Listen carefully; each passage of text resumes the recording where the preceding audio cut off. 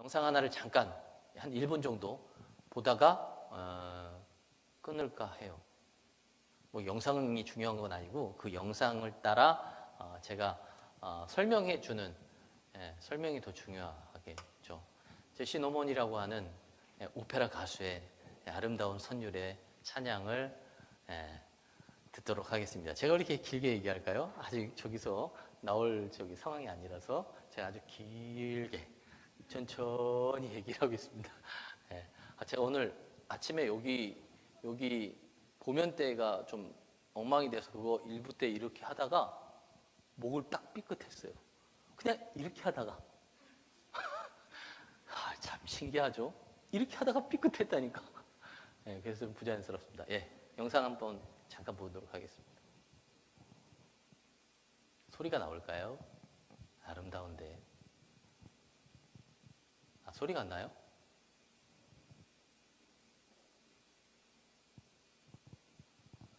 그래요. 안 나오는군요. 네. 안 나오면 그냥 소리는 안 듣고. 저분이 지금 저기서 뭐 할까? 서 있긴 좀 장대하게 서 있는데. 그쵸? 어메이징 그레이스입니다. How sweet the sound that saved a wretch like me.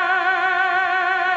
was lost, but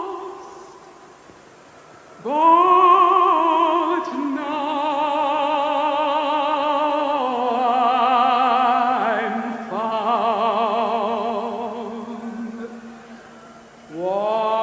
Was blind, but now I see. 여기까지. 더 듣고 싶지만 저게 중요한 게 아니라서. 제시 노먼이라고 하는 아주 전설적인 오페라 가수입니다. 저 현장이 이 웸블린 스타디움이라고 해서 런던에 있는 아주 큰 공연장이죠. 거기에 7만 명 이상의 관중이 와서 지금 그 제시 노먼이라고 하는 분의 공연이 아니라 많은 락 가수들, 인기 가수들의 공연 가운데 마지막에 이 제시 노먼이 초청이 돼서 마지막을 장식하는 그런 내용들이었습니다. 저 막 락 알죠? 락 막 신나게 막 공연을 엄청나게 하다가 갑자기 제시 노먼이 딱 와서 딱 쓰니까 사람들이 다 야유를 보냈습니다. 그리고 락 가수들 나오라고 그래 막 그러면서 막 그랬단 말이에요. 그때 뜻밖에도 이 제시 노먼이 지금 이 찬양 어메이징 그레이스라고 하는 찬양을 시작합니다. 아까 듣다 보니까 그런 걸 들었을지 모르겠어요. 막 소리가 막 옆에서 막 뭐 영어로 막 이렇게 들었어요? 야유를 보내는 그런 소리였습니다. 근데 저 찬양을 시작하면서 약 3절 정도가 되니까 모든 사람들이 숙연해지기 시작하면서 그 찬양을 따라 부르기 시작했다는 거죠. 그리고 한동안 저 찬양을 계속해서 부르던 이 관중들이 공연이 끝났음에도 불구하고 그 자리를 뜨지 못하고 그 자리에 잠잠히 그 찬양을 묵상하고 있었다는 것입니다. 한 기자가 그런 얘기를 했습니다. 뭐라고 얘기했냐면 성령께서 그 자리에 찾아오시고 거기에 있었던 모든 사람들을 따뜻하게 안아주셨다. 그렇게밖에 표현이 안 된다라고 고백을 했습니다. 더 놀라운 것은 저렇게 공연을 마친 그 다음 날이 주일이었는데 저 공연에 참여했던 많은 사람들 가운데 대부분이 교회를 가지 않았었던 사람들이었는데 그 사람들이 다시 교회를 찾기 위해 교회를 찾아갔다는 것이죠. 그리고 많은 사람들이 믿음이 회복되었다라고 저 찬양을 통한 기사들이 쭉 있었습니다.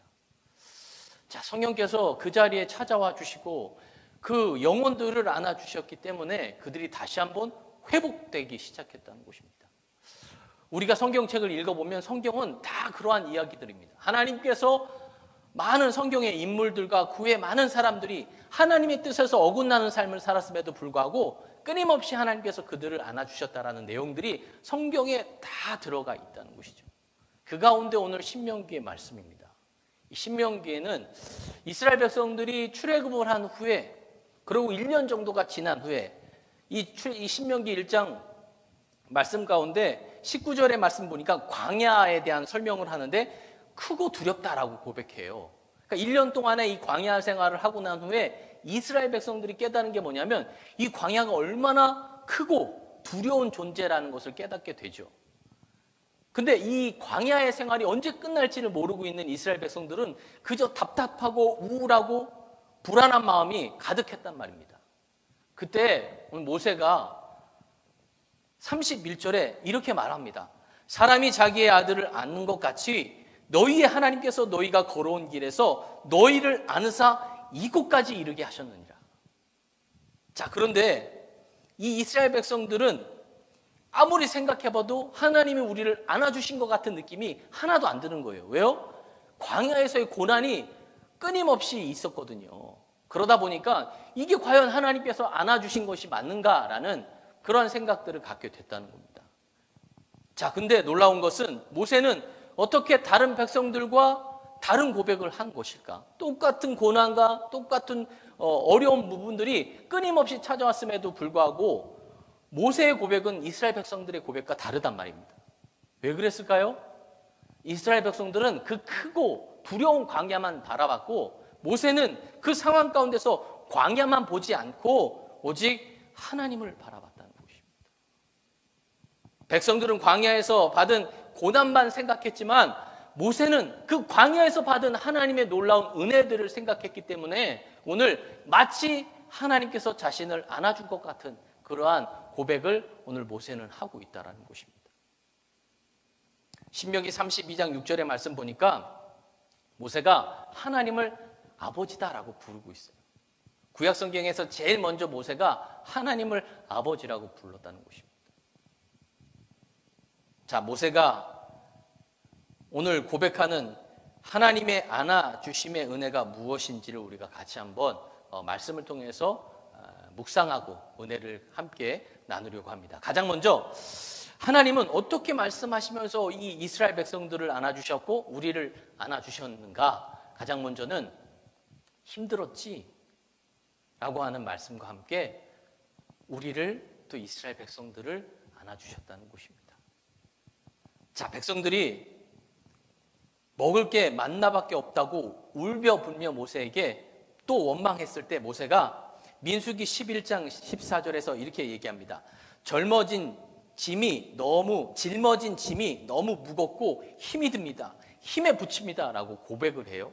그랬더니 하나님께서 민수기 11장 15절의 말씀 보니까 즉시 나를 죽여 내가 고난당함을 보지 않게 하옵소서 라는 모세의 이 고백에 하나님은 모세를 불평한 모세에게 혼내시거나 그에게 핀잔을 주시거나 하지 않고 즉시로 모세를 도울 70명의 사람을 세워서 모세를 도울 수 있게 만들어 주십니다. 그리고 만나만 먹고 괴로워하고 있는 이스라엘 백성들을 위해서 고기를 준비해 주시는 거죠. 추궁하지 않고 그렇다고 해서 재촉하거나 고난 가운데 있는 그 불평과 원망 가운데 있는 사람들에게 하나님은 벌하지 않으시고 오히려 그 이스라엘 백성들과 모세를 안아주셨다는 것입니다. 자, 이스라엘 백성들이 바벨론에서 돌아왔을 때 또한 마찬가지입니다. 그들이 원하는 삶을 꿈꾸고 있었는데 막상 와보니까 원하는 삶이 아니었다는 거죠.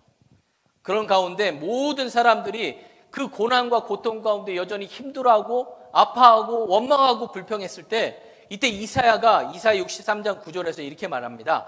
지금 많이 힘들지만 환난의 날에 같이 고난을 받으시면서 치켜들어 안아주셨던 하나님이 지금도 우리의 환난에 친히 동참하시고 지친 우리를 치켜 안아주신다라고 고백을 해요.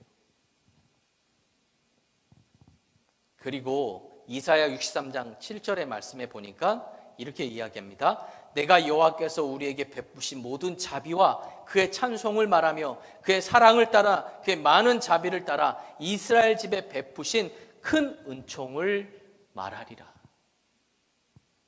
자, 오늘 모세의 고백도 이사야의 고백도 그 모든 상황 가운데서도 여전히 우리에게 은혜를 베푸시는, 안아주시는 그 하나님을 찬양하고 있다는 것입니다. 자, 그런데 이 말씀을 히브리 성경으로 보면 첫째 단어가 헤세드고요, 마지막 단어가 헤세드입니다. 헤세드의 뜻이 뭐냐면 영원하신 사랑이라는 의미가 있어요. 고난과 역경 가운데 있지만 여전히 하나님은 우리를 사랑하시는 그 영원한 사랑이 끝까지 간다라는 것을 우리에게 가르쳐주고 있다는 것입니다. 우리가 힘들더라도 잊지 말아야 할 것은 여전히 하나님은 우리의 고난 가운데서도, 어려움 가운데서도 우리를 여전히 안아주시고 사랑해 주신다는 것입니다. 그 은혜가 우리에게 여전히 있지만 그것을 모세는 깨달았고 이스라엘 백성들은 깨닫지 못했고, 포로에서 돌아온 이스라엘 백성들은 깨닫지 못했지만 하나님께서 세우신 이사야는 깨달았다는 것입니다.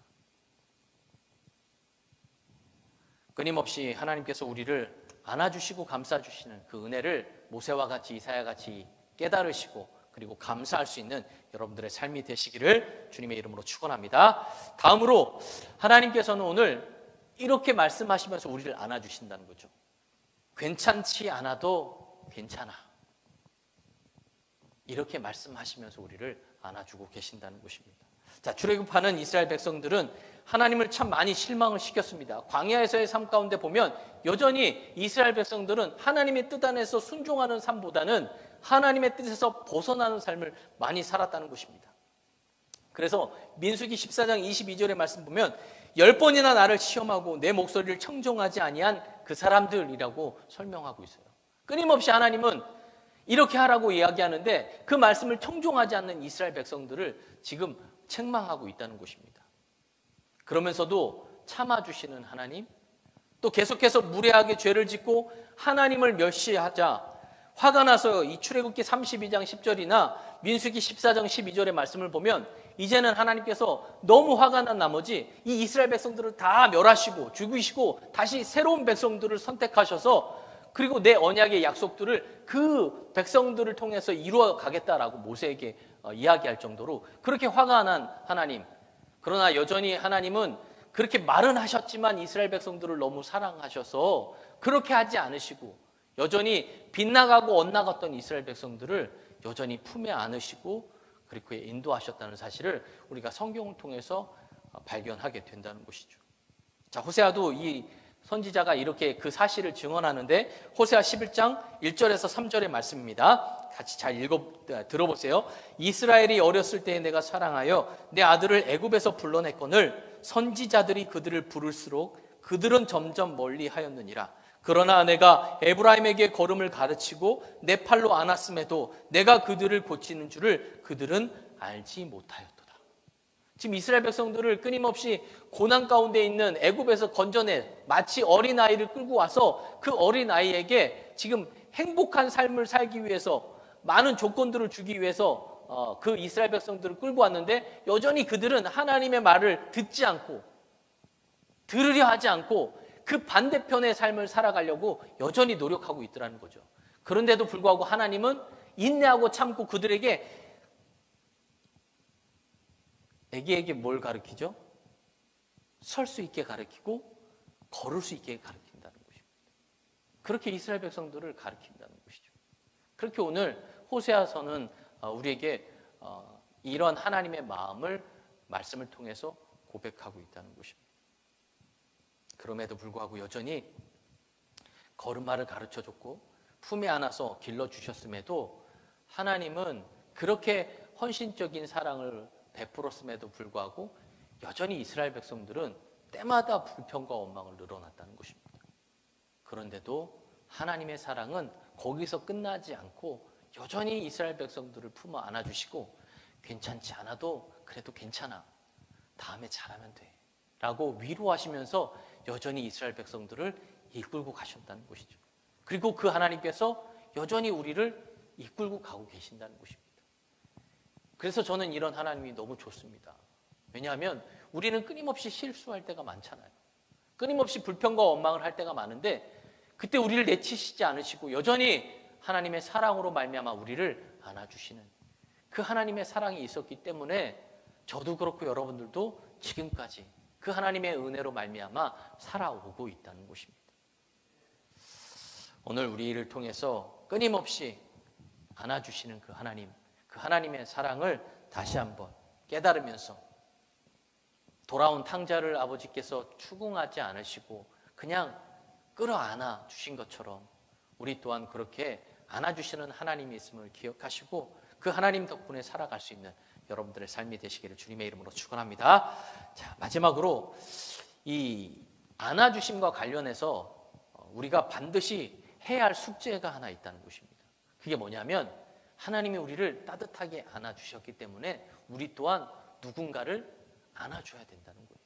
안아주는 사람이 돼야 된다는 것입니다. 모세는 하나님께 안기는 것에 멈추지 않고 백성들을 안아주는 삶으로 살았다는 것이죠. 자, 보세요. 르비딤에서 마실 물이 없다고 불평하고 원망했던 이스라엘 백성들을 하나님도 내치지 않고 모세도 내치지 않고 그들을 품어 안아주셨습니다.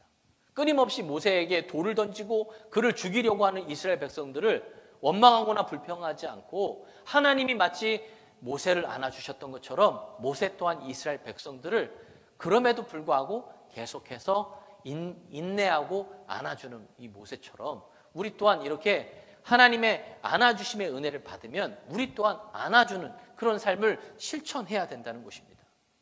예수님의 제자 요한을 아시죠? 요한복음 13장 23절에 보니까 예수의 제자 중 하나가 곧 그가 사랑하시는 자가 예수의 품에 의지하여 누웠는지라 라고 설명해요. 이게 바로 사도 요한을 얘기하죠. 지금 예수님이 사도 요한을 그냥 품에 안아주고 있다는 것입니다. 거기 안에 누워서 그냥 하나님의 주님의 사랑을 이렇게 느끼면서 지금 요한이 있었다는 거예요. 결국 주님이 품 안아주셨던 이 사도 요한은 마지막 예수님께서 십자가에서 돌아가실 때 다른 제자들은 다 도망갔음에도 불구하고 이 요한은요 도망가지 않았습니다. 그 십자가상의 자리에 요한은 있었고 예수님께서 마지막으로 요한에게 어머니를 부탁했을 때 결국 그 어머니를 평생 품어 안으면서 그렇게 살아갔다는 것입니다. 주님께서 안아주셨듯이 그 안아주심을 실천하는 이 사도 요한처럼 또 모세처럼 우리도 마찬가지로 우리 또한 주님의 사랑을 느끼고 주님께서 안아주시는 은혜를 베풀었으면 우리 또한 그렇게 살아가야 된다는 것입니다. 그런 안아주심을 우리가 실천하며 살아야 된다는 것입니다. 이 신현님이라고 하는 시인이 출간한 7초간의 포옹이라는 시집이 있습니다. 거기 안에 이런 내용이 있어요. 사람의 몸은 참 따뜻해. 사람끼리 닿으면 참 많은 것을 낫게 해. 상처가 낫고 슬픔이 가라앉고 외로운 눈동자가 달콤한 이슬비에 젖지. 닿고 싶어, 낫고 싶어. 온통 기쁨을 낳고 싶어. 당신과의 가슴 뭉클한 7초간의 포옹. 제가 시적이지 못해서 이걸 좀 잘 못 읽었는데 너무 이 내용이 참 감동적이었다는 것이죠. 우리가 좀 안아주는 사람이 돼야 된다는 것입니다. 자, 여러분들 한번 생각해 보세요. 여러분들은 가정 안에서 안아주는 사람인가? 나는 누군가를 정말 잘 안아주고 그를 사랑으로 잘 대하고 있는지, 또 내 주변에 있는 사람들에게 내가 정말 그렇게 사랑의 기대치를 갖고 있는 존재인지를 돌아보셔야 된다는 겁니다. 저도 한번 돌아봤습니다. 나는 가정 안에서 과연 안아주는 존재인가? 또 우리 청년들에게 과연 안아줄 수 있는 목회자인가? 자꾸 안아주려고 하는데 자꾸 도망들 가요. 다들 보면. 그런데 중요한 건 우리가 그렇게 받은 은혜를 나눌 수 있는 그런 안아주는 삶을 살아야 된다는 것입니다.